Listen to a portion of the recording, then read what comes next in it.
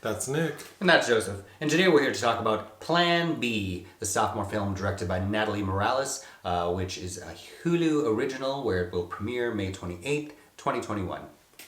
This director's first film. Language Lessons also premiered this year at the 2021 Berlin Film Festival in a sidebar. It also played at the 2021 South by Southwest Film Festival. But Natalie Morales is probably still best known as an actress. She's been in several things we reviewed, including The Little Things and Stuber. She's also in Dead to Me and Parks and Rec. Oh, wow. Mm-hmm. Okay, this is a very adult comedy. Rated TVMA. Revolving around teenagers. Mm-hmm. Which kind of reminds me of that one movie where what's the one with the three boys who are like in junior high? Isn't it Good Kids? Good Boys or... Good Boys, I think. Yeah. Mm-hmm. But this movie I thought was good overall. Mm-hmm. All right. The basic story is there is a 17-year-old girl named Sunny. Kuhoo Verma. She lives in a small town in South Dakota. Mm-hmm. She ends up having sex for the first time at a house party one night. And when she wakes up in the morning, she realizes that her partner left the used condom inside of her. So when she sits on the toilet to pee, it falls out. Mm-hmm. She freaks out. The story is her and her best friend, Lupe, played by Victoria Moroles, who devise a plan to go to the pharmacy and get Plan B. But the pharmacist refuses to dispense it. So they decide they need to make their way to Rapid City, which is like a 3-hour drive away, we're told. And on that drive, many things happen that slow them down. And they're able to do this because Sunny's mother is out of town at a conference.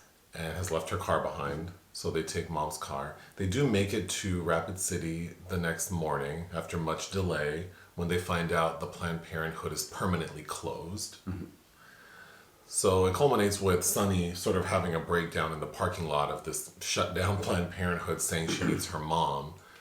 We're also made to understand that her mom is very strict. So of course Sunny thinks her mom is going to freak out when she tells her.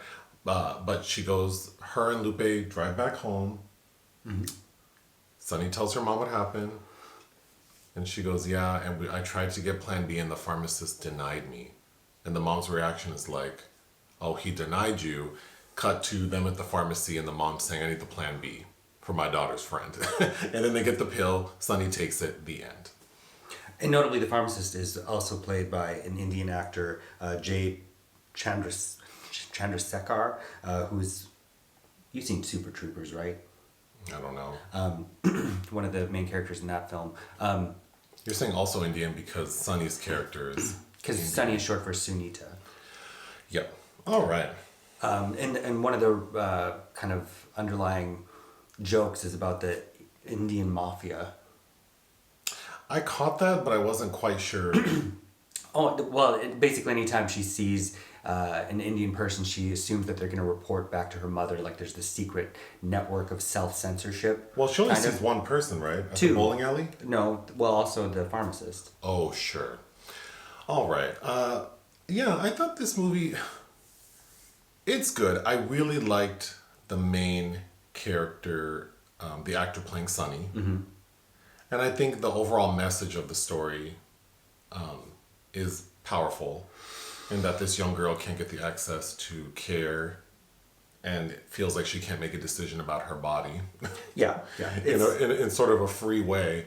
So and then, of course, the Planned Parenthood being closed, I think, is very timely. And the state that it's in. Right. It feels very much like Never, Rarely, Sometimes, Always by way of Booksmart, which I don't think you saw either of those films. But Booksmart had the two kind of brainy best friends, Beanie Feldstein and her lesbian best friend, which is also kind of the dynamic here.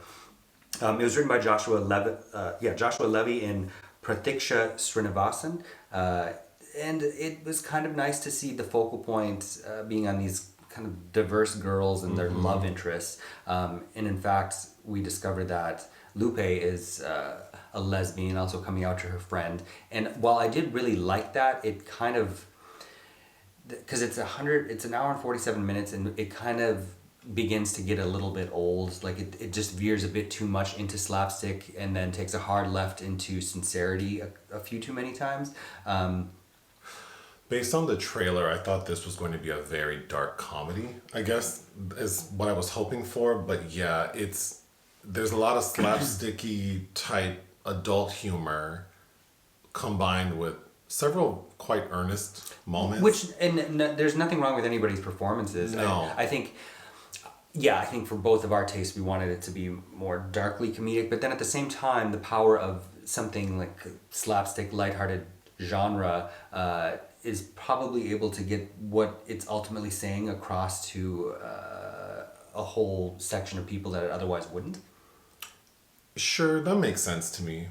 But I was also thinking after we finished, like who would watch this movie? Yeah, I'm sure it's and like I'm preaching saying, to the choir. Well, and I'm saying that too because it's an interesting thing making very adult comedies revolving around, teenage Minors. or minors. But at the same time, that's what teenagers are doing. They're not... Oh, sure. Okay, I'm just going to go down my notes. So there are quite a few funny moments. Mm-hmm. I think it's Lupe who refers to, how people say Netflix and chill or used to. She says, oh, Disney Plus and Thrust. Which... I thought that was really funny. Sure. And that was... I don't know if kids are already saying that, but I thought it was funny. I was worried that it would kind of... It kind of strays in that realm where it's clever enough, but I'm glad it didn't really veer into Diablo Cody aphorisms, if you remember her writing style from like Juno. Mm-hmm. Okay, so Rachel Dratch, she plays the home ec teacher who's also doubling as like teaching sex ed, and they're teaching abstinence, and there's a commercial, and it's like a couple who, I think it's on their wedding day, when the husband sees the wife's car and it's all beat up and used, which is a metaphor for why it's important to abstain from sex until marriage. I thought that commercial was really funny. It was funny. And then the subsequent sort of scene with the kids reacting, the students, I thought felt a little... It was It's fun. very on the nose. Yes. But also, I don't know what it's like to be... often teenagers are written so like clever and witty, and it's like, where were those kids when I was... But when I was that age, it was like, decades ago, so I don't know. I still think they're few and far between.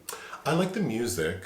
There are a lot of interesting choices. I was happy to hear, I love Boney M, so even though it's a cover of Sunny, I thought it fit. And you like Peaches. And, oh yeah, Peaches, Fuck the Pain Away, yeah. Mm-hmm. Yeah. The main character, Sunny, that actor, she's giving me like Salma Hayek vibes. I think she's really pretty. Well, and she's not, that's a different ethnicity. No, I know. Yeah. I know that. But she is, like, the shape of her mouth. There's a joke in the movie about that. There is? Yeah, because the kid she has sex with compares it to Jasmine. Okay, but that's not what I just said. No. I'm saying she reminds me of Salma Hayek because of how she looks. Like the shape of her face, her hair, her teeth, and the way she smiles. So I think she's really pretty, but then she has a lot of like personality. Which is, I think, the Booksmart Beanie Feldstein references. I think there are quite a few scenes I liked. I think maybe my favorite is on their way to Rapid City. Sunny and Lupe get lost and they stop at a gas station, and the cashier Doris is this woman who I thought her character and their interaction was very funny. Mm-hmm. At the gas station, there are two guys, one of whom is the guy from that movie we reviewed. Scare Me, Josh Ruben. They're being like creeps outside with the girls, like being very crass towards them. And then at a point, Doris, the cashier, comes out and like threatens them. But then they end up smoking weed because the girl stole something from the store. I thought that entire scene was quite funny. Mm-hmm. And I kind of wanted the film to feel kind of like that a little bit more, where like, because I know a lot of times these stories don't necessarily need to make sense because that's what these characters would do, even though it seems ridiculous. Because they're teenagers, right? But I just felt like they seemed to give up so easily on the idea of like asking for help initially. And she's from a small town, so maybe there is only one pharmacy and they feel like they have to drive 3 hours away. But even with Doris, I felt like, why can't they ask that lady to help them? Well, she does. She does. Well, she does. Which is another funny scene where she says, "Oh, a cousin or I know a kid, her nephew is a drug dealer who does business out of a playground. He can get you Plan B." And he says he does have it, but then he's confused because it's unlabeled, so maybe it's PCP. And then probably the most outrageous scene of the film is Sonny doesn't want to pay the $400 this drug dealer wants for Plan B / PCP. Or a fake ID. So he says, well, you can perform oral sex on me. And when Sonny's about to do it, because Lupe and Sonny sort of argue over who should do it, he pulls his penis out and we see it and it's pierced. And it's a pretty extended shot of his penis, like multiple extended shots, which is kind of disturbing because it has this huge piercing on the end. And right when Sonny's about to go to town, she stops and says, I can't do this, but her long hair gets caught in his piercing and rips it out of his penis. I thought that was... Yeah, that was the right level of funny and disturbing. And they play again on that, of course, at the end of the film. But, Sonny has another funny line where she says, I'm not going to take a break until... or I'll take a break when all of the sperm inside of me is dead. The Shania Twain cover at the end of the song, she's singing on that track. That is Shania Twain. Mm-hmm. Oh, nice. No, not Shania Twain, the actress, Kuhoo Verma. Oh, that's interesting because there's a scene where she's like sort of pretending to sing along and she hits a note that was pretty impressive. Mm-hmm. So she can sing. That's fun. Okay, Sonny really likes this boy named Logan, who I thought represented like the perfect teenage... Is it Hunter? Mm-hmm. Yeah, Logan is the girl. That's right. Hunter. He's like the perfect teenage boy. I don't know how I felt about that. Yeah, he's very handsome, very white. He's like super thoughtful. Says all the right things. But at the same time, it's kind of, again, the world you would like to believe that maybe people like this exist in there. I don't know. Okay, so I think what, like you already mentioned, what sort of sidetracked me was this sort of lesbianic interlude where Lupe keeps talking about how she wants to meet this person, Logan, and it's all about Logan, and Logan's never gendered, and then we meet Logan, and it's a black lady. Mm-hmm. So Lupe's a lesbian.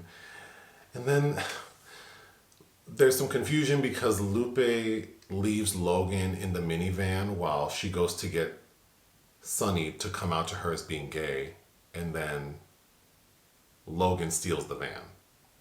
I thought that was a little crunchy because it's like then Logan says, well, I didn't steal it. My bandmate needed to get to this party and like he just took it. And that seemed kind of crazy. And then the subsequent scene where they go get the van, I thought was weird. Well, it just, it's one detour too many in this, comedy of errors. And that's the one that feels like it could have been cut out. Because ultimately Logan, played by Myha'la Herrold, has to stay behind to tend... Because they hit the guy that stole it with her car. Yeah. Another note I had was these movies where like these teenagers who aren't like the coolest kids and then inevitably like Sonny gets pregnant at the house party she threw like in her own house. Gets pregnant. Or what did I say? You said she gets pregnant. Oh. She has sex and thinks she's pregnant at this party at her own house. And some of the girls there who aren't nice to her at school either are in her house disrespecting her. But we see that in a lot of storylines. Yes. Let me tell you something. If you think you're coming to my house and talking crazy to me, like there's going to be furniture moving. So that aspect of it, especially because that's another thing. Lupe and Sonny are so smart. Mm-hmm. Especially Sonny, like she's very intelligent. So I guess I felt like it's just hard to believe that she would sort of fall into this. Well, right. And then, they're trying to sell her as a frump. I think one of the girls calls her like a living American Girl doll. But actually she's quite beautiful. Right. So... My last note is the actor playing Lupe's dad, I recognize him. You did? Jacob Vargas? Is he from the movie about the devil? Which one? With the M. Night Shyamalan movie? Where they say the toast falls jealous. Oh, I'm not sure actually. That is a terrible... Well, Shyamalan just wrote that film. Oh. direct that. But Anyway, I thought his character was so corny. well, because they're juxtaposing everything. Lupe has to have this secret, and Sunny has this secret. They come together. There's a resolution. They both have dealings with their parents, and her dealing was with her father, who's a pastor. That mother died recently, and he's been worried, and so they can also have this resolution where he'll care for her no matter what.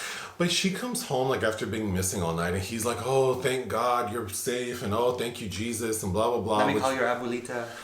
And it's like, bitch, where were you all night? I need answers. It's not just enough that you said you're with your homegirl. She had issues, and then Lupe says, "You'll never kick me out, right?" Like, maybe when you're 18, I don't know. You can't stay in my house forever. But then she says it, and then she starts crying, and the dad just gives her a hug. Drops the ball. Just drops the ball. I thought that scene was so corny. Like, what did you do? Like, what the fuck did you do? Like, what? I don't know. It just seems so weird that for such an adult comedy, then it's like, when we get the parents' reactions to these two girls, it's just very like, meh. Literally, the Sunny's mom is just like, there's no reaction. She just is more upset that the pharmacist wouldn't give her the drug, which is the reaction that we would hope she'd have. Like, oh, hell no, we're going to take care of my daughter. Mm-hmm. And then, Lupe's dad, I just thought it was so corny. And anyway, I feel out of it because I just woke up from a nap. So what else do you want to say? That's about it. What would you give it? It's 3 out of 5. I would give it 3 out of 5 as well. Bye-bye. Bye.